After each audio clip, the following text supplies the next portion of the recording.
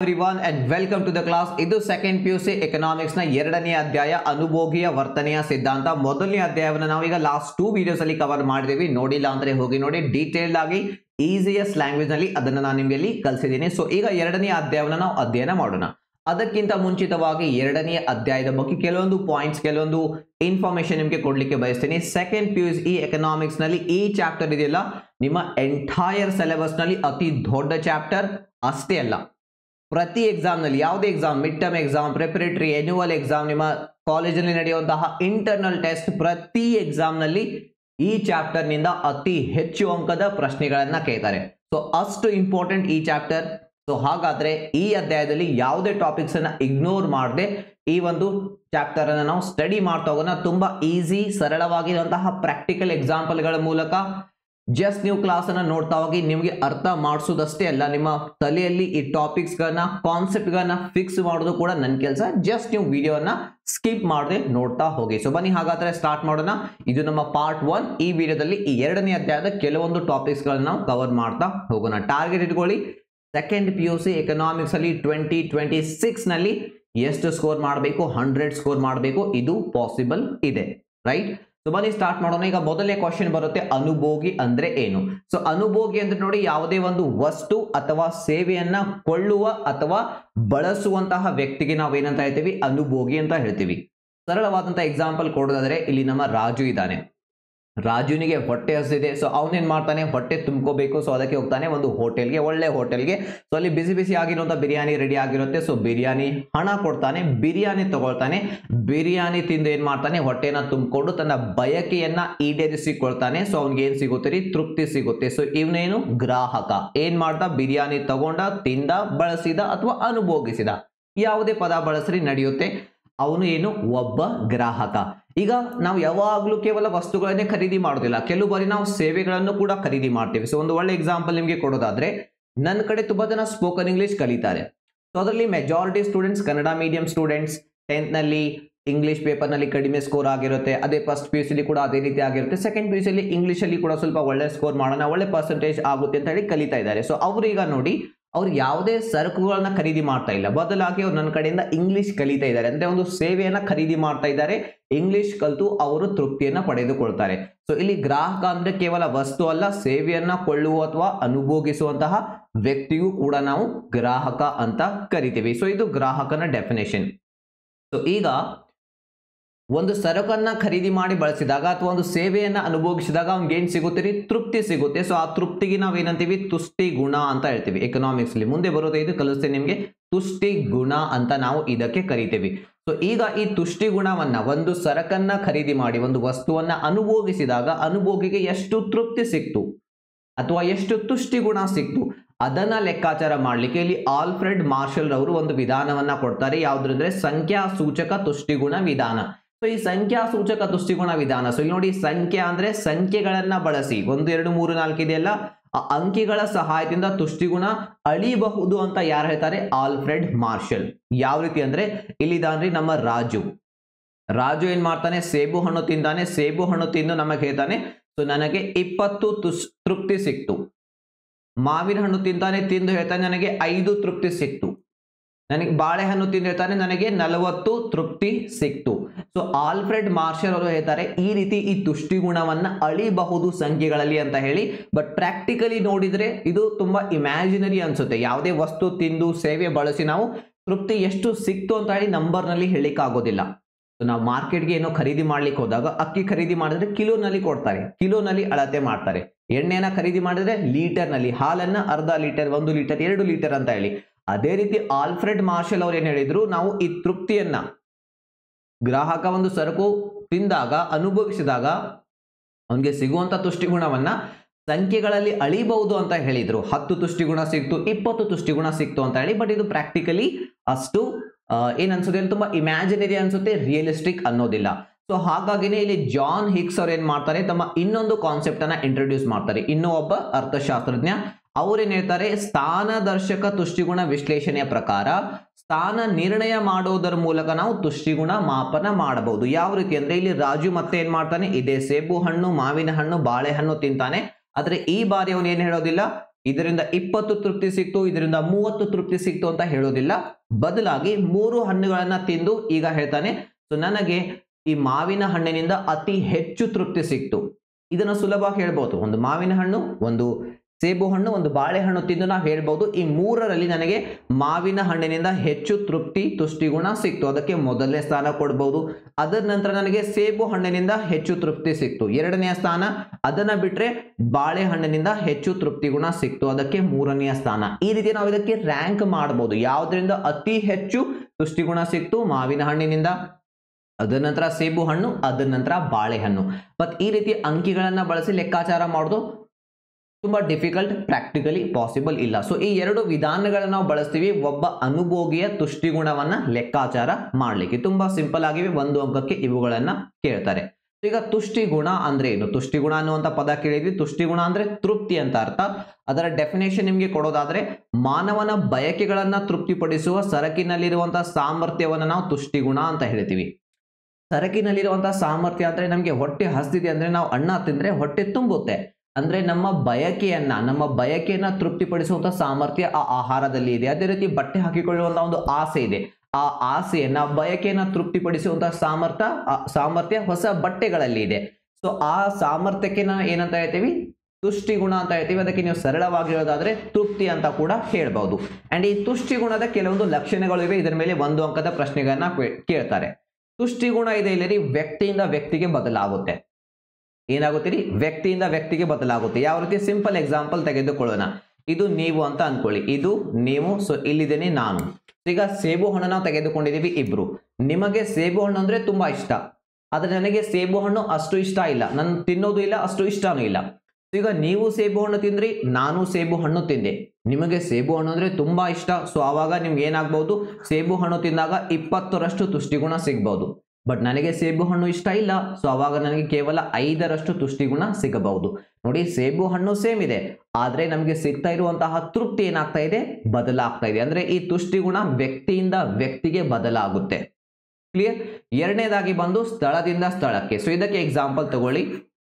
ಇಲ್ಲಿ ವ್ಯಕ್ತಿ ಇದ್ದಾನೆ, ಇವನು ಏನು ಕಾಟನ್ ಪ್ಯಾಂಟ್ ಶರ್ಟ್ ಅನ್ನ ಹಾಕಿದ್ದಾನೆ, ಅಂದ್ರೆ ಹತ್ತಿ ಬಟ್ಟೆಗಳನ್ನ ಧರಿಸಿದ್ದಾನೆ. ಇನ್ನೊಂದು ಕಡೆ ಇಲ್ಲಿ ಒಬ್ಬ ವ್ಯಕ್ತಿ ಉಣ್ಣೆಯ ಬಟ್ಟೆಗಳು, ದಪ್ಪಗಿರುವಂತಹ ಬಟ್ಟೆಗಳನ್ನ ಧರಿಸಿದ್ದಾನೆ. ಸೊ ಈಗ ನೀವು ಕರ್ನಾಟಕದಲ್ಲಿ ರಾಯಚೂರಿನಲ್ಲಿ ಇದ್ದೀರಿ ಅಂತ ಅನ್ಕೊಳ್ಳಿ. ಸೊ ಅಲ್ಲಿ ತುಂಬಾ ಏನಿರುತ್ತೆ? ಬಿಸಿಲಿರುತ್ತೆ, ಸೊ ಜಳ ಆಗುತ್ತೆ ಅಂತ ಹೇಳಿ ನೀವೇನ್ ಮಾಡ್ತೀರಿ? ಈ ರೀತಿಯ ಹತ್ತಿ ಬಟ್ಟೆಗಳನ್ನ ಧರಿಸ್ಲಿಕ್ಕೆ ಪ್ರೆಫರ್ ಮಾಡ್ತೀರಿ, ಅದರಿಂದ ನಿಮ್ಗೆ ಜಳ ಆಗೋದಿಲ್ಲ.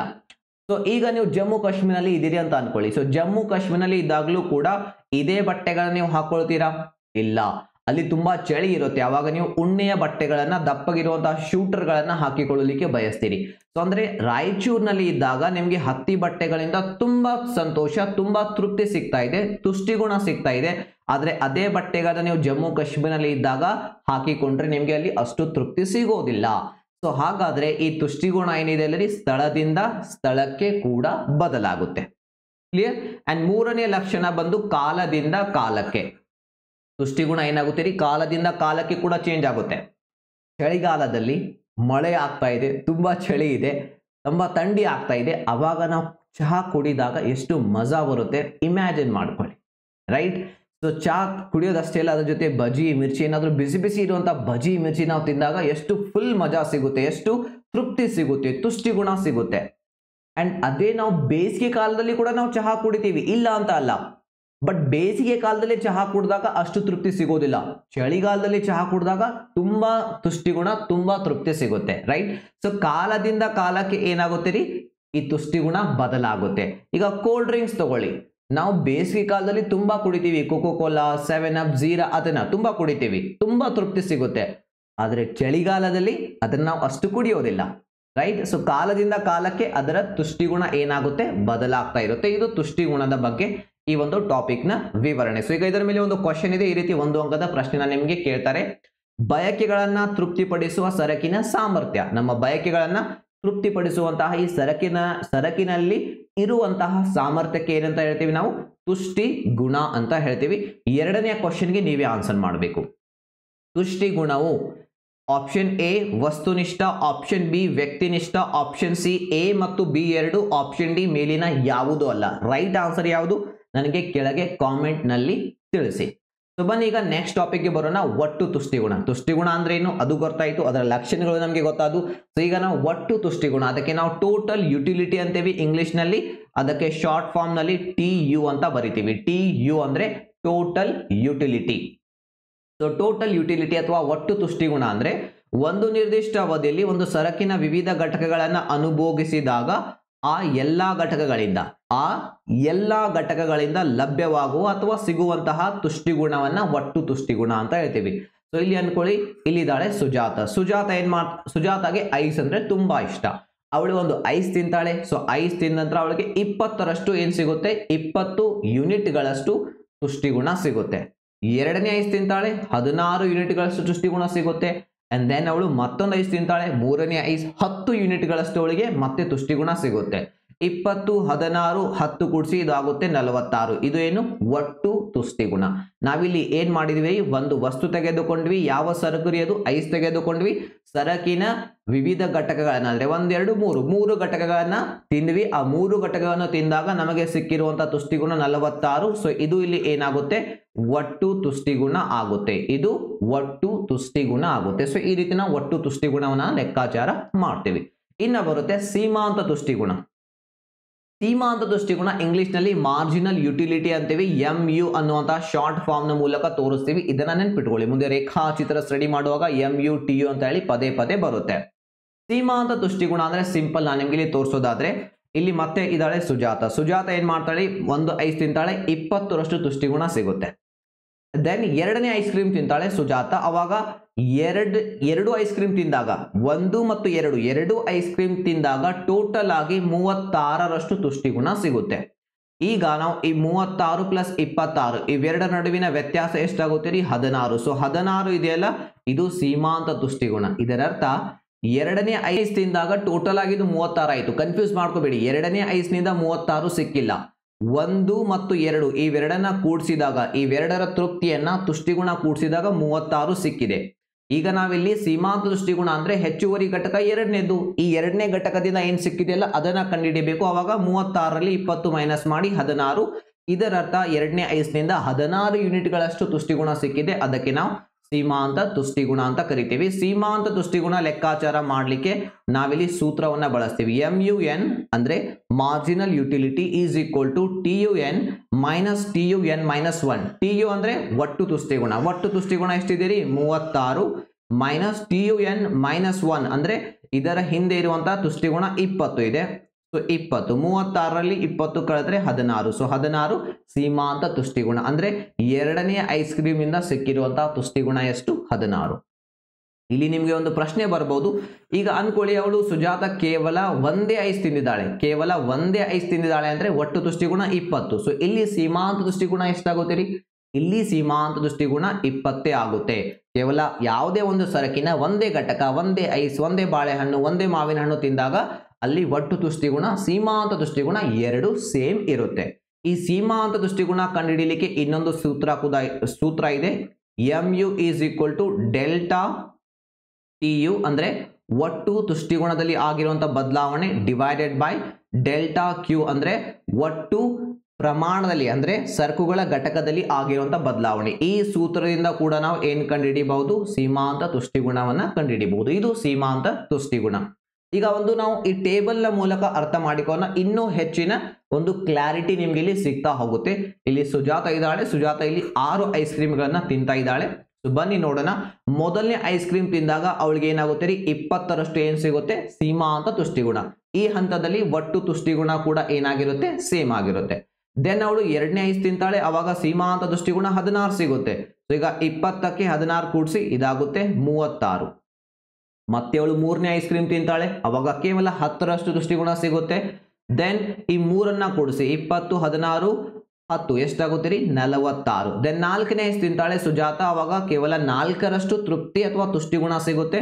ಸೊ ಅದನ್ನ ಕೂಡಿಸಿ 46ಕ್ಕೆ 4 50 ದೆನ್ ಐದನೇ ತಿಂದಾಗ ಅವಳಿಗೆ ಸಾಕಾಗಿ ಹೋಗುತ್ತೆ, ಯಪ್ಪ ಸಾಕು ಐಸ್ ಅಂತಾಳೆ, ಅಷ್ಟು ಹೊಟ್ಟೆ ತುಂಬೋಗುತ್ತೆ. ಸೊ ಅವಾಗ ಅವಳಿಗೆ ಏನು ತೃಪ್ತಿನೇ ಸಿಗೋದಿಲ್ಲ ಐದನೇ ಐಸ್ ಕ್ರೀಮ್ ತಿಂದಾಗ. ಸೊ ಹಾಗಾಗಿ ಇಲ್ಲಿ ತುಷ್ಟಿಗುಣ, ಒಟ್ಟು ತುಷ್ಟಿಗುಣ ಸೇಮ್ ಇರುತ್ತೆ 50. ಆರನೇ ತಿಂದಾಗ ಏನಾಗುತ್ತೆ, ಕಕ್ಲಿಕ್ಕೆ ಸ್ಟಾರ್ಟ್ ಮಾಡ್ತಾಳೆ, ವಾಂತಿ ಆಗ್ಲಿಕ್ಕೆ ಸ್ಟಾರ್ಟ್ ಆಗುತ್ತೆ. ಯಾರಿಗಾದ್ರೂ ಅದೇ ರೀತಿ ಆಗುತ್ತೆ. ಹೊಟ್ಟೆ ತುಂಬಿದ ನಂತರ ನಾವು ತಿಂತಾ ಹೋದ್ರೆ ವಾಂತಿನೇ ಆಗುತ್ತೆ, ರೈಟ್. ಅದರ ಅರ್ಥ ತುಷ್ಟಿಗುಣ ಏನೂ ಸಿಗೋದಿಲ್ಲ, ಉಲ್ಟಾ ನಮಗೆ ತೃಪ್ತಿ ಸಿಗದೆ ಆ ತೃಪ್ತಿ ಮೈನಸ್ ಆಗುತ್ತೆ. ಸೊ ಇಲ್ಲಿ ಏನಾಗಿದೆ -6 ಆಗಿದೆ. ಸೊ ಹಾಗಾಗಿ 50ರಲ್ಲಿ -6 ಮಾಡಿದರೆ 44, ರೈಟ್. ಸೊ ಈ ರೀತಿ ನಾವು ಒಟ್ಟು ತುಷ್ಟಿಗುಣವನ್ನ ಲೆಕ್ಕಾಚಾರ ಮಾಡ್ತೀವಿ. ಸೊ ಇಲ್ಲಿ ನಾವು ಕೆಲವೊಂದು ಇಂಪಾರ್ಟೆಂಟ್ ಕಾನ್ಸೆಪ್ಟ್ಗಳನ್ನ ಅರ್ಥ ಮಾಡಿಕೊಳ್ಳೋಣ. ಏನಂದ್ರೆ ಈ ಸೀಮಾಂತ ತುಷ್ಟಿಗುಣ ನೋಡಿ ಕಡಿಮೆ ಆಗ್ತಾ ಬಂದಿದೆ ಇಲ್ಲಿವರೆಗೆ, ಇದರ ನಂತರ ಮೈನಸ್ ಆಗಿದೆ. ಅಂದ್ರೆ ಸೀಮಾಂತ ತುಷ್ಟಿಗುಣ ನಾವು ಯಾವುದೇ ಒಂದು ಐಸ್ ಆಗಿರ್ಲಿ, ಬಾಳೆಹಣ್ಣು, ಅದನ್ನ ನಿರಂತರವಾಗಿ ಟೈಮ್ನ ಗ್ಯಾಪ್ ಇಲ್ಲದೆ ತಿಂತಾ ಹೋದಾಗ ಅದರಿಂದ ಸಿಗುವಂತ ಸೀಮಾಂತ ತುಷ್ಟಿಗುಣ ಕಡಿಮೆ ಆಗ್ತಾ ಹೋಗುತ್ತೆ. ಅಂಡ್ ಒಂದು ಹಂತದ ನಂತರ ಅದೇನಾಗುತ್ತೆ, ಇದು 0 ಆಗುತ್ತೆ ಹೊಟ್ಟೆ ತುಂಬಿದಾಗ. ಅದರ ನಂತರನೂ ತಿಂತಾ ಹೋದ್ರೆ ಅಲ್ಲಿ ಸೀಮಾಂತ ತುಷ್ಟಿಗುಣ ಮೈನಸ್ ಆಗುತ್ತೆ. ಕ್ಲಿಯರ್. ಸೊ ಇಲ್ಲಿ ಇದು ಮೊದಲನೇ ಕಾನ್ಸೆಪ್ಟ್. ಎರಡನೇ ಕಾನ್ಸೆಪ್ಟ್ ಬಂದು ಸೀಮಾಂತ ತುಷ್ಟಿಗುಣ 0 ಇದ್ದಾಗ, ಸೀಮಾಂತ ತುಷ್ಟಿಗುಣ ಶೂನ್ಯವಾಗಿದ್ದಾಗ ಒಟ್ಟು ತುಷ್ಟಿಗುಣ ಗರಿಷ್ಠ ಮಟ್ಟದಲ್ಲಿ ಇರುತ್ತೆ. ಸೊ ಇಲ್ಲಿ ನೋಡಿ 50 ಇದೆಯಲ್ಲ, ಇದು ಹೈಯೆಸ್ಟ್ ನಂಬರ್. ಇದಕ್ಕಿಂತ ದೊಡ್ಡ ಸಂಖ್ಯೆ ಇದರಲ್ಲಿ ಎಲ್ಲಾದ್ರೂ ಇದೆಯಾ? ಇಲ್ಲ. ಸೀಮಾಂತ ತುಷ್ಟಿಗುಣ 0 ಇದ್ದಾಗ ಒಟ್ಟು ತುಷ್ಟಿಗುಣ ಗರಿಷ್ಠ ಮಟ್ಟದಲ್ಲಿ ಇರುತ್ತೆ. ಇದು ಎರಡನೇ ಕಾನ್ಸೆಪ್ಟ್. ಅಂಡ್ ಮೂರನೇದಾಗಿ ಸೀಮಾಂತ ತುಷ್ಟಿಗುಣ ಮೈನಸ್ ಆದಾಗ, ಋಣಾತ್ಮಕ ಆದಾಗ ಒಟ್ಟು ತುಷ್ಟಿಗುಣ ಏನಾಗುತ್ತೀರಿ, ಇಳಿಮುಖ ಆಗುತ್ತೆ. ಮೈನಸ್ ಆಗಿಲ್ಲ, 50ರಿಂದ 44 ಕಡಿಮೆ ಆಗಿದೆ, ಆದರೆ ಮೈನಸ್ ಆಗಿಲ್ಲ. ಇಲ್ಲಿ ಸೀಮಾಂತ ತುಷ್ಟಿಗುಣ ಮಾತ್ರ ಮೈನಸ್ ಆಗಿರುತ್ತೆ. ಸೊ ಇದನ್ನ ನಾವೀಗ ಒಂದು ರೇಖಾಚಿತ್ರದ ಮೂಲಕ ತಿಳಿದುಕೊಳ್ಳೋಣ. ಇದರ ಮೇಲೆ 6 ಅಂಕದ ಪ್ರಶ್ನೆ ಕೇಳ್ತಾರೆ. ಆ ಟಾಪಿಕ್ ಅರ್ಥ ಮಾಡ್ಕೊಳ್ಳಿಕ್ಕೆ ನಿಮಗೆ ತುಂಬಾ ಈಸಿ ಆಗುತ್ತೆ. ಇಲ್ಲಿ ನಾವು ನೋಡ್ರಿ TU ಮತ್ತು MU ನಡುವಿನ ಸಂಬಂಧ, ಅಂದ್ರೆ ಒಟ್ಟು ತುಷ್ಟಿಗುಣ, ಸೀಮಾಂತ ತುಷ್ಟಿಗುಣ, ಇವೆರಡರ ನಡುವಿನ ಸಂಬಂಧವನ್ನ ನಾವೀಗ ಅರ್ಥ ಮಾಡಿಕೊಳ್ಳೋಣ. ಸೊ ಇಲ್ಲಿದೆ TU, ಇದು ಒಟ್ಟು ತುಷ್ಟಿಗುಣದ ರೇಖೆ. ಸೊ ಒಟ್ಟು ತುಷ್ಟಿಗುಣದ ರೇಖೆ ನೋಡ್ರಿ ಮೂಲದಿಂದ 0 ಇಂದ ಪ್ರಾರಂಭ ಆಗುತ್ತೆ. ಅಂಡ್ ಅದು ಪ್ರಾರಂಭದಲ್ಲಿ ಮೇಲ್ಗಡೆ ಹೋಗ್ತಾ ಇರುತ್ತೆ. ನೋಡಿ ಇಲ್ಲಿ ಮೇಲ್ಗಡೆ ಹೋಗ್ತಾ ಇದೆ. ಅಂಡ್ ಒಂದು ಹಂತದ ನಂತರ ಅದೇನಾಗುತ್ತೆ ರೀ, ಈ ರೀತಿ ಇಳಿಮುಖವಾಗ್ಲಿಕ್ಕೆ ಸ್ಟಾರ್ಟ್ ಆಗುತ್ತೆ. ಇಲ್ಲಿ ಸೀಮಾಂತ ತುಷ್ಟಿಗುಣದ ರೇಖೆ ಇಲ್ಲಿದೆ. ಸೀಮಾಂತ ತುಷ್ಟಿಗುಣದ ರೇಖೆ ಪ್ರಾರಂಭದಿಂದಲೂ ಏನಾಗ್ತಾ ಇರುತ್ತೆ, ಇಳಿಮುಖವಾಗ್ತಾ ಇರುತ್ತೆ. ಯಾಕೆಂದ್ರೆ ಯಾವುದೇ ಒಂದು ಸರಕಿನ ಘಟಕಗಳನ್ನ ತಿಂತಾ ಹೋದ ಹಾಗೆ ಸಿಗುವಂತಹ ತುಷ್ಟಿಗುಣ ಕಡಿಮೆ ಆಗ್ತಾ ಹೋಗುತ್ತೆ. ಮೊದಲನೇ ಐಸ್ನಿಂದ 20, ಎರಡನೇ ಐಸ್ನಿಂದ 16, ಮೂರನೇ ಐಸ್ನಿಂದ 10, ನಾಲ್ಕನೇ ಐಸ್ನಿಂದ 4, ಈ ರೀತಿ ಕಡಿಮೆ ಆಗ್ತಾ ಹೋಗುತ್ತೆ, ರೈಟ್. ಸೊ ಹಾಗಾಗಿ ಈ ರೇಖೆ ಪ್ರಾರಂಭದಿಂದಲೇ ಇಳಿಮುಖವಾಗ್ತಾ ಹೋಗುತ್ತೆ. ಅಂಡ್ ಇಲ್ಲಿ ಇದೇನಾಗುತ್ತೆ ರೀ, ಒಂದು ಹಂತದ ನಂತರ ಅಂದ್ರೆ ಹೊಟ್ಟೆ ತುಂಬಿದ ನಂತರ ಇಲ್ಲಿ ಸಿಗುವಂತಹ ಸೀಮಾಂತ ತುಷ್ಟಿಗುಣ ಏನಾಗುತ್ತೆ, 0 ಆಗುತ್ತೆ. MU 0 ಆಗುತ್ತೆ.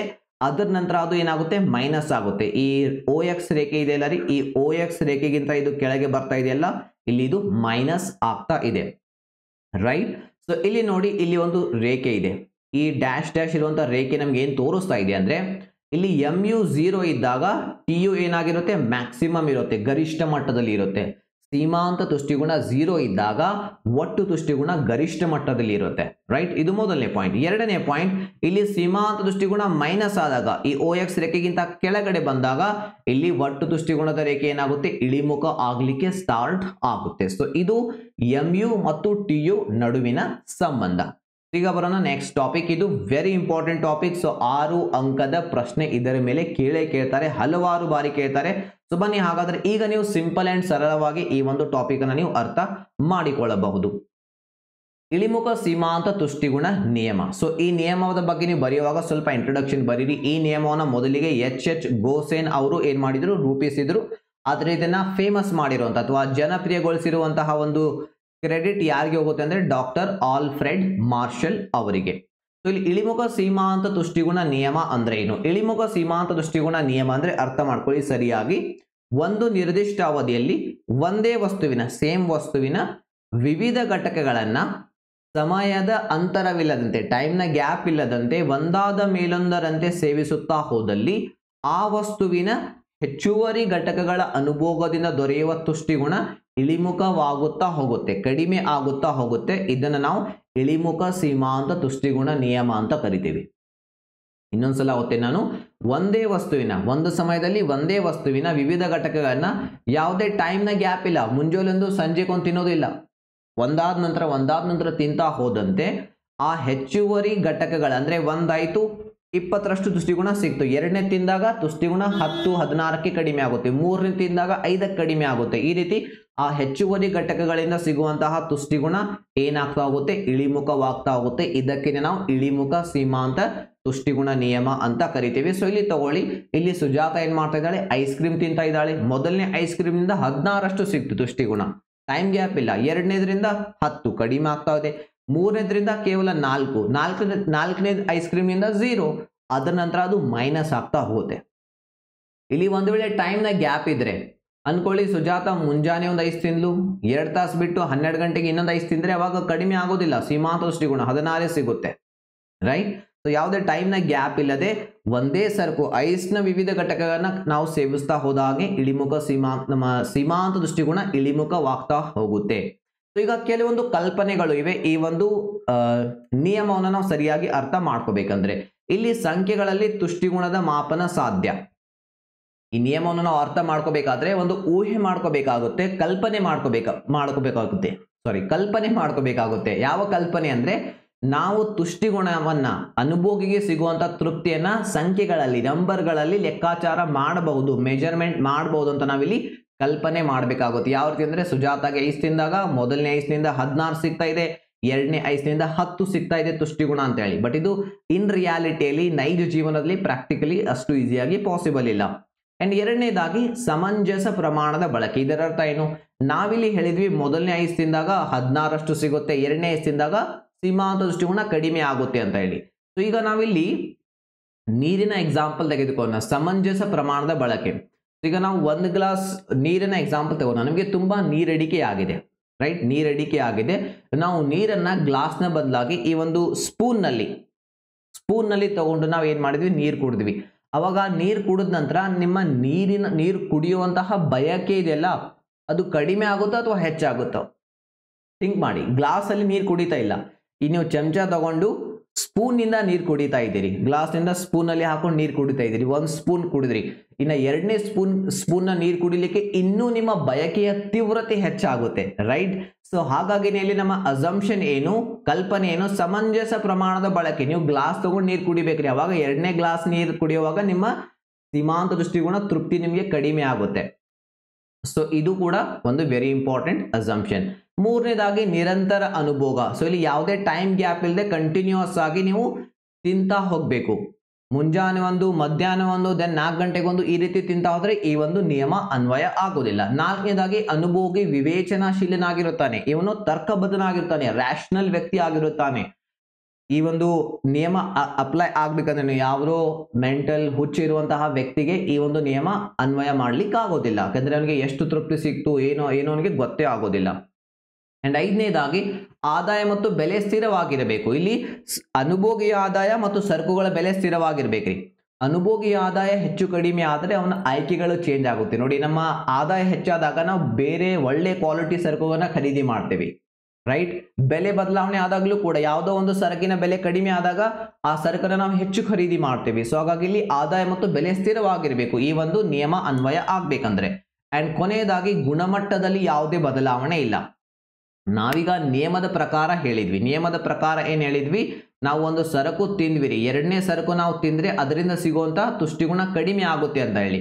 ಈಗ ಒಂದು ಎಕ್ಸಾಂಪಲ್ ತಗೊಳ್ಳಿ, ನಾವಿಲ್ಲಿ 7up ಕುಡಿತಾ ಇದೀವಿ. 7up ಬಿಡಿ, ಬಿರಿಯಾನಿ ತಗೊಳ್ಳಿ. ಬಿರಿಯಾನಿನ ಹಾಫ್ ಪ್ಲೇಟ್ ಬಿರಿಯಾನಿ ತಗೊಂಡ್ವಿ. ಸೊ ಆ ಬಿರಿಯಾನಿ ಅಷ್ಟು ಚೆನ್ನಾಗಿರ್ಲಿಲ್ಲ, ಕ್ವಾಲಿಟಿಲಿ ಅವನು ಏನೂ ಇರಲಿಲ್ಲ, ಅದರಲ್ಲಿ ಟೇಸ್ಟ್ ಇರಲಿಲ್ಲ, ನಾವು ತಿಂದ್ವಿ. ಈಗ ಎರಡನೇ ಹಾಫ್ ಬಿರಿಯಾನಿ ತಗೊಂಡ್ವಿ ಬೇರೆ ಕಡೆ, ಸೊ ಅದರಲ್ಲಿ ತುಂಬಾ ಒಳ್ಳೆ ಕ್ವಾಲಿಟಿ ಇತ್ತು, ತುಂಬಾ ಟೇಸ್ಟ್ ಇತ್ತು. ಅವಾಗ ನಮಗೆ ಇದರಿಂದ ಹೆಚ್ಚು ತೃಪ್ತಿ ಸಿಗುತ್ತೋ, ಇದರಿಂದ ಹೆಚ್ಚು ತೃಪ್ತಿ ಸಿಗುತ್ತೋ? ಅಫ್ಕೋರ್ಸ್ ನಮಗೆ ಎರಡನೇ ಬಿರಿಯಾನಿಯಿಂದ ಹೆಚ್ಚು ತೃಪ್ತಿ ಸಿಗುತ್ತೆ, ಯಾಕೆಂದ್ರೆ ಅಲ್ಲಿ ಗುಣಮಟ್ಟದಲ್ಲಿ ಬದಲಾವಣೆ ಆಗಿದೆ. ಆದರೆ ಈ ನಿಯಮ ಅನ್ವಯ ಆಗ್ಬೇಕಂದ್ರೆ ಗುಣಮಟ್ಟದಲ್ಲಿ ಬದಲಾವಣೆ ಆಗೋ ಆಗಿಲ್ಲ. ನಾವು ತಿಂತಾ ಹೋಗುವಂತಹ ಎಲ್ಲಾ ಘಟಕಗಳು, ಎಲ್ಲಾ ಸರಕುಗಳ ಇದೆಯಲ್ಲ, ಅದರ ಟೇಸ್ಟ್, ಕ್ವಾಲಿಟಿ ಎಲ್ಲ ಸೇಮ್ ಇರಬೇಕು. ಅಂದಾಗ ಆ ಹೆಚ್ಚುವರಿ ಘಟಕಗಳಿಂದ ಸಿಗುವಂತಹ ತೃಪ್ತಿ, ತುಷ್ಟಿಗುಣ ಕಡಿಮೆ ಆಗ್ತಾ ಹೋಗುತ್ತೆ. ಸೊ ಬನ್ನಿ ಈಗ ಈ ನಿಯಮವನ್ನು ನಾವು ಅರ್ಥ ಮಾಡಿಕೊಳ್ತಾ ಹೋಗೋಣ ಈ ಒಂದು ಟೇಬಲ್ ನ ಮೂಲಕ. ಸೊ ಈ ಒಂದು ಟೇಬಲ್ ಅನ್ನ ಸರಿಯಾಗಿ ನೋಡಿ. ಇಲ್ಲಿ ನಾವು ತೋರಿಸಿದ್ದೇವೆ ಒಬ್ಬ ಅನುಭೋಗಿ ತಿಂದಿರುವಂತಹ ಕಿತ್ತಳೆ ಹಣ್ಣುಗಳ ಸಂಖ್ಯೆ. ಸೊ ಅದರಿಂದ ಅವನಿಗೆ ಸಿಕ್ಕಿರುವಂತಹ ಒಟ್ಟು ತುಷ್ಟಿಗುಣ, ಸೊ ಇಲ್ಲಿ ಇದೆ ಸೀಮಾಂತ ತುಷ್ಟಿಗುಣ. ಈಗ ಅವನು ಮೊದಲನೆಯ ಕಿತ್ತಳೆ ಹಣ್ಣು ತಿಂದಾಗ ಅವನಿಗೆ 12ರಷ್ಟು ಸೀಮಾಂತ ತುಷ್ಟಿಗುಣ ಸಿಗುತ್ತೆ. ಎರಡನೇ ಕಿತ್ತಳೆ ಹಣ್ಣು ತಿಂದಾಗ 6ಕ್ಕೆ ಕಡಿಮೆ ಆಗ್ತಾ ಇದೆ. ಮೂರನೇ ತಿಂದಾಗ 4, ನಾಲ್ಕನೇ ತಿಂದಾಗ 2, ಐದನೇ ತಿಂದಾಗ ತುಷ್ಟಿಗುಣ 0 ಆಗುತ್ತೆ. 6ನೇ ತಿಂದಾಗ ಅದು -2ಗೆ ಕಡಿಮೆ ಆಗ್ತಾ ಇದೆ, ರೈಟ್. ಸೊ ಇಲ್ಲಿ ನೀವು ನೋಡಬಹುದು ಸೀಮಾಂತ ದೃಷ್ಟಿಗುಣ ಇಳಿಮುಖ ಆಗ್ತಾ ಹೋಗ್ತಾ ಇದೆ ಪ್ರಾರಂಭದಿಂದಲೇ. ಇಲ್ಲಿ ಒಟ್ಟು ದೃಷ್ಟಿಗುಣ ನೋಡಿ, ಪ್ರಾರಂಭದಿಂದಲೇ ಏನಾಗ್ತಾ ಇದೆ, ಹೆಚ್ಚಾಗ್ತಾ ಹೋಗ್ತಾ ಇದೆ. ಸೊ ಮೊದಲನೇ ತಿಂದಾಗ ಒಟ್ಟು ದೃಷ್ಟಿಗುಣ 12 ಇತ್ತು, ಈಗ ಎರಡನೇ 2 ಕಿತ್ತಳೆ ಹಣ್ಣುಗಳನ್ನ ತಿಂದಾಗ 12 ಪ್ಲಸ್ 6 ಮಾಡಿ 18, ಮೂರನೇ ತಿಂದಾಗ 18 ಪ್ಲಸ್ 4 ಮಾಡಿ 22, ದೆನ್ ನಾಲ್ಕನೇ ತಿಂದಾಗ 22 ಪ್ಲಸ್ 2 24, ದೆನ್ ಐದನೇ ತಿಂದಾಗ 0 ಸಿಕ್ಕಿದೆ, 24 ಪ್ಲಸ್ 0 24 ಸೇಮ್ ಇರುತ್ತೆ. ಅಂಡ್ ಐದನೇ ತಿಂದಾಗ ಮೈನಸ್ ಆಗ್ತಾ ಇದೆ, ಸೊ ಹಾಗಾಗಿ 24 ಮೈನಸ್ 2 22 ಆಗುತ್ತೆ. ಸೊ ಇಲ್ಲಿಯೂ ಕೂಡ ನೀವು ನೋಡಬಹುದು ಸೀಮಾಂತ ದೃಷ್ಟಿಗುಣ ಶೂನ್ಯವಾಗಿದ್ದಾಗ ಒಟ್ಟು ತುಷ್ಟಿಗುಣ ಗರಿಷ್ಠವಾಗಿದೆ. 24ಕ್ಕಿಂತ ದೊಡ್ಡ ಸಂಖ್ಯೆ ಇಲ್ಲಿ ಎಲ್ಲಿಯೂ ಇಲ್ಲ. ಅಂಡ್ ದೆನ್ ಇಲ್ಲಿ ಸೀಮಾಂತ ದೃಷ್ಟಿಗುಣ ಋಣಾತ್ಮಕ ಆದಾಗ ಇದು ಇಳಿಮುಖ ಆಗ್ತಾ ಇದೆ ಒಟ್ಟು ತುಷ್ಟಿಗುಣ. ಇದೇ ರೀತಿ ನೀವು ಇದರ ವಿವರಣೆಯನ್ನ ಬರಿಬೇಕು, ಸಿಂಪಲ್ ಅಂಡ್ ಸರಳವಾಗಿರುವಂತದ್ದು. ಸೊ ಇಲ್ಲಿ ಮೊದಲನೇ ಕಿತ್ತಳೆ ಹಣ್ಣು ತಿಂದಾಗ ಅವನಿಗೆ ಏನ್ ಸಿಗುತ್ತೆ ರೀ, 12 ಯೂನಿಟ್ಗಳಷ್ಟು ಸೀಮಾಂತ ದೃಷ್ಟಿಗುಣ ಸಿಗುತ್ತೆ. ಅಂಡ್ ಶಾರ್ಟ್ ಆಗಿ ಬರೀತಾ ಹೋಗ್ಬೇಕಾಗುತ್ತೆ, ರೈಟ್. 6 ಅಂಕದ ಪ್ರಶ್ನೆ ಇರುತ್ತೆ ನಿಮ್ಗಿದು. ದೆನ್ 2, 3 ಮತ್ತು 4ನೇ ಕಿತ್ತಳೆ ಹಣ್ಣನ್ನ ತಿಂದಾಗ ಅವನಿಗೆ ಕ್ರಮವಾಗಿ 6, 4 ಮತ್ತು 2ರಷ್ಟು ಏನ್ ಸಿಗುತ್ತೆ ರೀ, ಯೂನಿಟ್ಗಳಷ್ಟು ಏನ್ ಸಿಗುತ್ತೆ, ಸೀಮಾಂತ ದೃಷ್ಟಿಗುಣ ಸಿಗುತ್ತೆ. ಅಂಡ್ ದೆನ್ ಇದೇ ರೀತಿ ಅವನು ತಿನ್ನೋದನ್ನ ಮುಂದುವರಿಸಿದ್ರೆ ಸೀಮಾಂತ ದೃಷ್ಟಿಗುಣ ಶೂನ್ಯವಾಗುತ್ತೆ ಇಲ್ಲಿ, ಅದರ ನಂತರ ಋಣಾತ್ಮಕವಾಗುತ್ತೆ. ಅಂಡ್ MU ಶೂನ್ಯವಾಗಿದ್ದಾಗ ಅಥವಾ 0 TU ಏನಾಗಿರುತ್ತೆ, ಗರಿಷ್ಠವಾಗಿರುತ್ತೆ. ಅಂಡ್ MU ಋಣಾತ್ಮಕವಾದಾಗ, MU ಮೈನಸ್ ಆದಾಗ TU ಏನಾಗುತ್ತೆ ರೀ, ಕಡಿಮೆ ಆಗಲಿಕ್ಕೆ, ಇಳಿಮುಖ ಆಗ್ಲಿಕ್ಕೆ ಸ್ಟಾರ್ಟ್ ಆಗುತ್ತೆ. ಸೊ ನಾವು ಇದನ್ನೇ ಆಧಾರವಾಗಿಟ್ಕೊಂಡು ಈಗ ರೇಖಾಚಿತ್ರವನ್ನ ತೆಗಿಬೇಕು. ನೋಡಿ ಯಾವ ರೀತಿ ರೇಖಾಚಿತ್ರವನ್ನ ತೆಗೆಯಲಾಗಿದೆ ಅನ್ನೋದನ್ನ. ಸೊ ಇಲ್ಲಿ ನಾವು OX ರೇಖೆಯಲ್ಲಿ ಕಿತ್ತಳೆ ಹಣ್ಣುಗಳನ್ನ ತೋರಿಸಿದೇವಿ. ಕಿತ್ತಳೆ ಹಣ್ಣುಗಳು 6 ಇವೆ. ಸೊ ನಾವು 1 2 3 4 5 6 6 ಕಿತ್ತಳೆ ಹಣ್ಣುಗಳನ್ನ ತೋರಿಸಿದೀವಿ.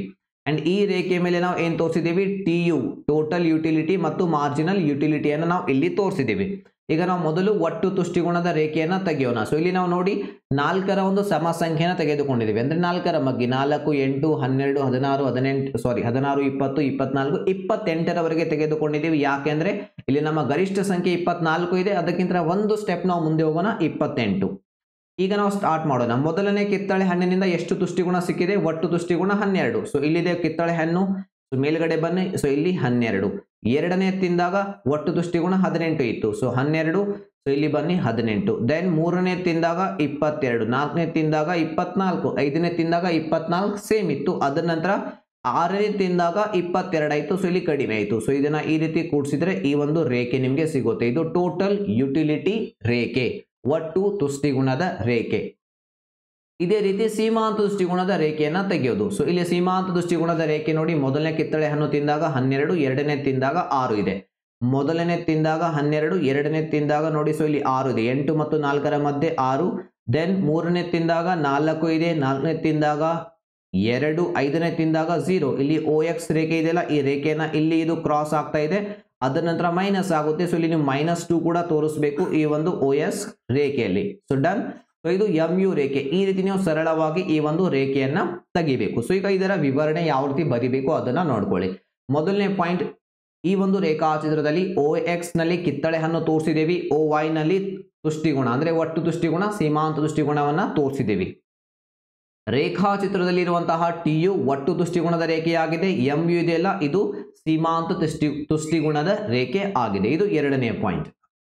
ಸೊ ದೆನ್ ಬರುತ್ತೆ ರೀ, ಮೊದಲು ನಾವು ಎಕ್ಸ್ಪ್ಲೇನ್ ಮಾಡೋಣ ಸೀಮಾಂತ ದೃಷ್ಟಿಗುಣದ ರೇಖೆ. ಈ ಸೀಮಾಂತ ದೃಷ್ಟಿಗುಣದ ರೇಖೆ ನೋಡಿ ಪ್ರಾರಂಭದಿಂದಲೂ ಇಳಿಮುಖವಾಗಿ ಹೋಗ್ತಾ ಇದೆ, ರೈಟ್. ಸೊ ಅದನ್ನೇ ಬರೀರಿ, ಸೀಮಾಂತ ದೃಷ್ಟಿಗುಣದ ರೇಖೆ ಪ್ರಾರಂಭದಿಂದಲೂ ಇಳಿಮುಖವಾಗುತ್ತಾ ಹೋಗುತ್ತದೆ. ಐದನೇ ಕಿತ್ತಳೆ ಹಣ್ಣನ್ನು ಸೇವಿಸಿದಾಗ ಅದು OX ರೇಖೆಯನ್ನ ಛೇದಿಸಿ ನಂತರ ಅದೇನಾಗುತ್ತೆ, ಋಣಾತ್ಮಕ ಆಗುತ್ತದೆ. ಇದು ಮೂರನೇ ಪಾಯಿಂಟ್. ಅದರ ನಂತರ TU ರೇಖೆ ಪ್ರಾರಂಭದಿಂದ ಮೇಲ್ಗಡೆ ಹೋಗ್ತಾ ಇದೆ, ಹೆಚ್ಚಾಗ್ತಾ ಇದೆ. TU ರೇಖೆ ಪ್ರಾರಂಭದಿಂದಲೂ ಕೂಡ ಮೇಲ್ಮುಖವಾಗಿ ಚಲಿಸುತ್ತಾ ಹೋಗುತ್ತದೆ. ಸೊ ಅದರ ನಂತರ ಸ್ವಲ್ಪ ಸಮಯದವರೆಗೆ ಅದೇನಾಗಿರುತ್ತೆ, OX ರೇಖೆಗೆ ಸಮಾನಾಂತರವಾಗಿ ಉಳಿಯುತ್ತೆ. ಇಲ್ಲಿ ನೋಡಿ ಈ ರೀತಿ ಸ್ಟ್ರೇಟ್ ಇದೆಯಲ್ಲ, ಸಮಾನಾಂತರವಾಗಿ ಉಳಿಯುತ್ತೆ. ನಂತರ ಅದೇನಾಗುತ್ತೆ ರೀ, ಇಲ್ಲಿ MU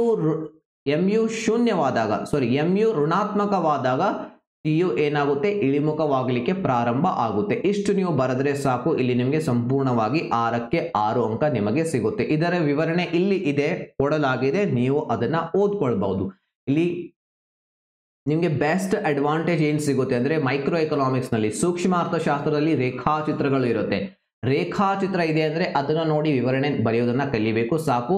ಇವೆಲ್ಲವನ್ನ ಬೈ ಹಾರ್ಟ್ ಹಾಕುವಂತ ಅವಶ್ಯಕತೆ ಇಲ್ಲ. ನಾನು ಏನ್ ಮಾಡಿದೆ, ಇಲ್ಲಿ OX ನಲ್ಲಿ ಏನಿದೆ, OY ನಲ್ಲಿ ಏನಿದೆ ಅದನ್ನ ಹೇಳಿದೆ. ಇದು TU ರೇಖೆ, MU ರೇಖೆ ರೀ. MU ರೇಖೆ ಪ್ರಾರಂಭದಿಂದಲೂ ಕೆಳಮುಖವಾಗಿ ಹೋಗ್ತಾ ಇದೆ. 5ನೇ ಕಿತ್ತಳೆ ಹಣ್ಣು ತಿಂದಾಗ 0 ಆಗುತ್ತೆ, ನಂತರ ಋಣಾತ್ಮಕ ಆಗುತ್ತೆ. TU ಪ್ರಾರಂಭದಿಂದಲೂ ಮೇಲ್ಮುಖವಾಗಿ ಹೋಗುತ್ತೆ, ಕೆಲವು ಸಮಯದವರೆಗೆ ಸಮಾನಾಂತರವಾಗಿ ಉಳಿಯುತ್ತೆ. MU ಋಣಾತ್ಮಕವಾದಾಗ TU ಇಳಿಮುಖ ಆಗುತ್ತೆ. ಇಷ್ಟೇ ಬರೀಬೇಕು. ಸಿಂಪಲ್ ಅಂಡ್ ಸರಳವಾಗಿದೆ. ಇದರ ವಿವರಣೆ ಇಲ್ಲಿ ಕೊಡಲಾಗಿದೆ. ಸೊ ಇದನ್ನು ನೀವು ನೋಡ್ಕೊಳ್ಳಿ. ಇದರ ನೋಟ್ಸ್ ಅನ್ನು ನಮ್ಮ ಟೆಲಿಗ್ರಾಮ್ ಚಾನಲ್ ನಲ್ಲಿ ನಿಮಗೆ ಶೇರ್ ಮಾಡಲಾಗುತ್ತೆ. ಅಂಡ್ ಕೊನೆಯದಾಗಿ ಇದೇ ಟಾಪಿಕ್ ಮೇಲೆ ಇನ್ನೊಂದು 4 ಅಂಕದ ಪ್ರಶ್ನೆ ಕೇಳ್ತಾರೆ. ಸೊ ಅದನ್ನು ಕೂಡ ಕವರ್ ಮಾಡೋಣ. ಈಗ ನಾವು ಕಲ್ತಿರುವಂತಹ ಪಾಯಿಂಟ್ಸ್ ಗಳನ್ನೇ ಪಾಯಿಂಟ್ ನ ಫಾರ್ಮೆಟ್ ನಲ್ಲಿ 4 ಪಾಯಿಂಟ್ಸ್ ಬರ್ತು ಡಿಫರೆನ್ಸ್ ತೋರಿಸಿದ್ರೆ ಸಾಕು 4 ಅಂಕ ನಮಗೆ ಸಿಗುತ್ತೆ. ಪ್ರಶ್ನೆ ಈ ರೀತಿ ಕೇಳಬಹುದು, ಒಟ್ಟು ತುಷ್ಟಿಗುಣ ಮತ್ತು ಸೀಮಾಂತ ತುಷ್ಟಿಗುಣ ಇವೆರಡರ ನಡುವಿನ ವ್ಯತ್ಯಾಸ ತಿಳಿಸಿ ಅಂತ ಹೇಳಿ. ಒಟ್ಟು ತುಷ್ಟಿಗುಣ ಅಂದ್ರೇನು ಈಗಾಗಲೇ ಕಲ್ತಿದ್ದೇವೆ. ಒಂದು ನಿರ್ದಿಷ್ಟ ಅವಧಿಯಲ್ಲಿ ಒಂದು ಸರಕಿನ ವಿವಿಧ ಘಟಕಗಳನ್ನ ತಿಂದಾಗ ಅನುಭೋಗಿಸಿದಾಗ ಆ ಎಲ್ಲಾ ಘಟಕಗಳಿಂದ ಸಿಗುವಂತಹ ತುಷ್ಟಿಗುಣಕ್ಕೆ ಒಟ್ಟು ತುಷ್ಟಿಗುಣ ಅಂತೀವಿ. ಸೀಮಾಂತ ತುಷ್ಟಿಗುಣ ಅಂದ್ರೆ ಅನುಭೋಗಿಸಿರುವಂತಹ ಹೆಚ್ಚುವರಿ ಘಟಕದಿಂದ ದೊರೆಯುವ ತುಷ್ಟಿಗುಣವನ್ನು ನಾವು ಸೀಮಾಂತ ತುಷ್ಟಿಗುಣ ಅಂತ ಕರಿತೀವಿ. ಎರಡನೇ ಪಾಯಿಂಟ್, ಅನುಭೋಗದ ಪ್ರಮಾಣ ಹೆಚ್ಚಾದಂತೆ ಒಟ್ಟು ತುಷ್ಟಿಗುಣ ಹೆಚ್ಚಾಗುತ್ತೆ. ನಾವು ಮೊದಲನೇ ಎಸ್ತಿಂದಾಗ 16 ಸಿಕ್ತು, ಎರಡನೇ ಎಸ್ತಿಂದಾಗ 10, ಮೂರನೇ ಎಸ್ತಿಂದಾಗ 4, ಈ ರೀತಿ ಟೋಟಲ್ ಕೂಡಿಸಿ ಒಟ್ಟು ಪ್ರಮಾಣ ಹೆಚ್ಚಾಗ್ತಾ ಹೋದಂತೆ ಇಲ್ಲಿ ಏನಾಗ್ತಾ ಇದೆ, ನಮ್ಮ ತುಷ್ಟಿಗುಣ ಏನಾಗ್ತಾ ಇದೆ, ಹೆಚ್ಚಾಗ್ತಾ ಇದೆ. ಟೋಟಲ್ ತುಷ್ಟಿಗುಣ ಹೆಚ್ಚಾಗ್ತಾ ಇದೆ. ಇನ್ನೊಂದು ಕಡೆ ಸೀಮಾಂತ ತುಷ್ಟಿಗುಣ ಏನಾಗುತ್ತಿದೆ ಅಂದ್ರೆ ಅನುಭೋಗದ ಪ್ರಮಾಣ ಹೆಚ್ಚಾದಂತೆ ಸೀಮಾಂತ ತುಷ್ಟಿಗುಣ ಕಡಿಮೆ ಆಗುತ್ತೆ. ಏನಾಗುತ್ತೆ, ಕಡಿಮೆ ಆಗುತ್ತೆ. ಅಂದ್ರೆ ಮೊದಲನೇ ತಿಂದಾಗ 16, ಎರಡನೇ ತಿಂದಾಗ 10ಕ್ಕೆ ಕಡಿಮೆ ಆಯಿತು, ಮೂರನೇ ತಿಂದಾಗ 4ಕ್ಕೆ ಕಡಿಮೆ ಆಯಿತು. ಬಟ್ ಇಲ್ಲಿ ಟೋಟಲ್ ನಾವು ಕೂಡಿಸಿದ್ರೆ 30 ಇದೆ. ಮತ್ತೆ ನೀವು ತಿಂದ್ರೆ ಒಂದು 2 ಸಿಗ್ಬಹುದು, ಅವಾಗ ಅನ್ಕೊಳ್ಳಿ 32. ಈ ರೀತಿ ಒಟ್ಟು ತುಷ್ಟಿಗುಣ ಏನಾಗುತ್ತೆ, ಅನುಭೋಗದ ಪ್ರಮಾಣ ಹೆಚ್ಚಾದಂತೆ ಅದು ಹೆಚ್ಚಾಗ್ತಾ ಹೋಗುತ್ತೆ. ಅದರ ಆಪೋಸಿಟ್ ಸೀಮಾಂತ ತುಷ್ಟಿಗುಣ. ಮೂರನೇ ಪಾಯಿಂಟ್ ಬಂದು ಸೂತ್ರ ಬರೀರಿ. ಒಟ್ಟು ತುಷ್ಟಿಗುಣ ಲೆಕ್ಕಾಚಾರ ಮಾಡಲಿಕ್ಕೆ ಈ ಸೂತ್ರ ಬಳಸ್ತೀವಿ. TU is equal to MU1 plus MU2 plus MU3. MU ಅಂದ್ರೆ ಮಾರ್ಜಿನಲ್ ಯುಟಿಲಿಟಿ, ಸೀಮಾಂತ ತುಷ್ಟಿಗುಣ ಕೂಡಿಸಿದ್ರೆ ಒಟ್ಟು ತುಷ್ಟಿಗುಣ ಸಿಗುತ್ತೆ. ಅಂಡ್ ದೆನ್ ಸೀಮಾಂತ ತುಷ್ಟಿಗುಣ ಕಂಡುಹಿಡಿಯಲಿಕ್ಕೆ ಈ ಸೂತ್ರ ಬಳಸ್ತೀವಿ. ಇದನ್ನ ಈಗಾಗಲೇ ನಿಮಗೆ ತೋರಿಸಿದ್ದೀನಿ ನಾನು ವಿವರಣೆ ಕೊಡುವಾಗ. ಕೊನೆಯದಾಗಿ TU ರೇಖೆ ಅಂದ್ರೆ ಒಟ್ಟು ತುಷ್ಟಿಗುಣದ ರೇಖೆ ಇಳಿಮುಖ ದರದಲ್ಲಿ ಏರಿಕೆ ಆಗುತ್ತೆ. ನಿಮ್ಗೆ ಈಗಾಗಲೇ ಗೊತ್ತಿದೆ ಏರಿಕೆ ಆಗುತ್ತೆ ಅಂತ ಹೇಳಿ, ಬಟ್ ಇಳಿಮುಖ ದರದಲ್ಲಿ ಯಾವ ರೀತಿ ಏರಿಕೆ ಆಗುತ್ತೆ ಅದನ್ನ ತೋರಿಸ್ತೀನಿ ರೇಖಾಚಿತ್ರದ ಮೂಲಕ. MU ರೇಖೆ ಆದ್ರೆ ಏನಾಗುತ್ತೆ, ಪ್ರಾರಂಭದಿಂದಲೇ ಇಳಿಮುಖ ಆಗ್ತಾ ಇರುತ್ತೆ. ಅದನ್ನು ಕೂಡ ನೀವು ನೋಡಿದ್ದೀರಿ. ಇಲ್ಲಿ ರೇಖಾಚಿತ್ರದಲ್ಲಿ ನೋಡಬಹುದು MU ರೇಖೆ ಪ್ರಾರಂಭದಿಂದಲೂ ಏನಾಗ್ತಾ ಇದೆ, ಇಳಿಮುಖ ಆಗ್ತಾ ಇದೆ. TU ರೇಖೆ ಮೇಲುಗಡೆ ಹೋಗ್ತಾ ಇದೆ, ಆದ್ರೆ ಇಳಿಮುಖ ದರದಲ್ಲಿ. ಯಾವ ರೀತಿ ಅಂದ್ರೆ ಮೊದಲನೇ ಕಿತ್ತಳೆ ಹಣ್ಣು ತಿಂದಾಗ ಎಷ್ಟು ತುಷ್ಟಿಗುಣ ಸಿಕ್ತು, 12. ಈಗ ಎರಡನೇ ತಿಂದಾಗ ಅವಾಗ್ಲೂ 12 ಸಿಗೋದಿಲ್ಲ. 12 ಸೇರಿಸಿದ್ರೆ 24 ಆಗೋದಿಲ್ಲ, ರೈಟ್? 12 ಸೇರಿಸಿದ್ರೆ 24 ಆಗುತ್ತೆ, ಅದು ಸರಿ ಇದೆ. ಬಟ್ ಎರಡನೇ ಕಿತ್ತಳೆ ಹಣ್ಣು ತಿಂದಾಗ 12 ತುಷ್ಟಿಗುಣ ಸಿಗೋದಿಲ್ಲ, ಅದು ಕಡಿಮೆ ಆಗುತ್ತೆ. ಎಷ್ಟಕ್ಕೆ ಕಡಿಮೆ ಆಗಿದೆ ರೀ? ಇಲ್ಲಿ 12ರಿಂದ ನಾವು 18ಕ್ಕೆ ಹೋಗಿದ್ದೇವೆ ಅಂದ್ರೆ ಕೇವಲ 6 ಸಿಕ್ಕಿದೆ. ಇಲ್ಲಿ ಹೆಚ್ಚಾಗಿದೆ ಬಟ್ ಕೇವಲ 6, 12ರಷ್ಟು ಹೆಚ್ಚಾಗಿಲ್ಲ. ಅಂಡ್ ಮೂರನೇ ತಿಂದಾಗ ಅವಾಗ 6 ಸಿಗೋದಿಲ್ಲ, ಕೇವಲ 4ರಷ್ಟು ಏನಾಗುತ್ತೆ, ಸೀಮಾಂತ ತುಷ್ಟಿಗುಣ ಸಿಗುತ್ತೆ. ಸೊ ಹಾಗಾಗಿ 12ರಿಂದ ನಾವು 18ಕ್ಕೆ ಬಂದ್ವಿ, 18ರಿಂದ 22ಕ್ಕೆ ಬಂದ್ವಿ, ದೆನ್ 24ಕ್ಕೆ. ಈ ರೀತಿ ಇಳಿಮುಖ ದರದಲ್ಲಿ ಅದು ಹೆಚ್ಚಾಗ್ತಾ ಹೋಗ್ತಾ ಇರುತ್ತೆ ಒಟ್ಟು ತುಷ್ಟಿಗುಣದ ರೇಖೆ. ಈ ರೀತಿ 4 ಪಾಯಿಂಟ್ಸ್ ಬರೀರಿ, ಅಂದಾಗ ಮಾತ್ರ 4 ಮಾರ್ಕ್ಸ್ ಸಿಗುತ್ತೆ. ನಾನು ತುಂಬಾ ಜನ ವಿದ್ಯಾರ್ಥಿ ನೋಡಿದ್ದೀನಿ ಲಾಸ್ಟ್ ಇಯರ್ 3 ಪಾಯಿಂಟ್ಸ್ ಬರೀತಾರೆ, ಬರ್ದಿರುವಂತಹ ಪಾಯಿಂಟ್ಸ್ ರಿಪೀಟ್ ಮಾಡ್ತಾರೆ, ಅವಾಗ 3 ಮಾರ್ಕ್ಸ್ ಮಾತ್ರ ಸಿಗುತ್ತೆ. ಸರಿಯಾಗಿ ಕ್ಲಿಯರ್ ಆಗಿ 4 ಪಾಯಿಂಟ್ಸ್ಗಳನ್ನ ಮಿನಿಮಮ್ ನೀವು ಇಲ್ಲಿ ಬರಿಬೇಕು, ರೈಟ್? ಸೊ ಈ ಒಂದು ವಿಡಿಯೋ ನಿಮಗೆ ಇಷ್ಟ ಆಗಿದೆ ಅಂತ ಅನ್ಕೋತೀನಿ. ಇಷ್ಟ ಆಗಿದ್ರೆ ವಿಡಿಯೋ ಲೈಕ್ ಮಾಡಿ, ನಿಮ್ಮ ಫ್ರೆಂಡ್ಸ್ಗೆ ಶೇರ್ ಮಾಡಿ. And thank you so much for watching this video.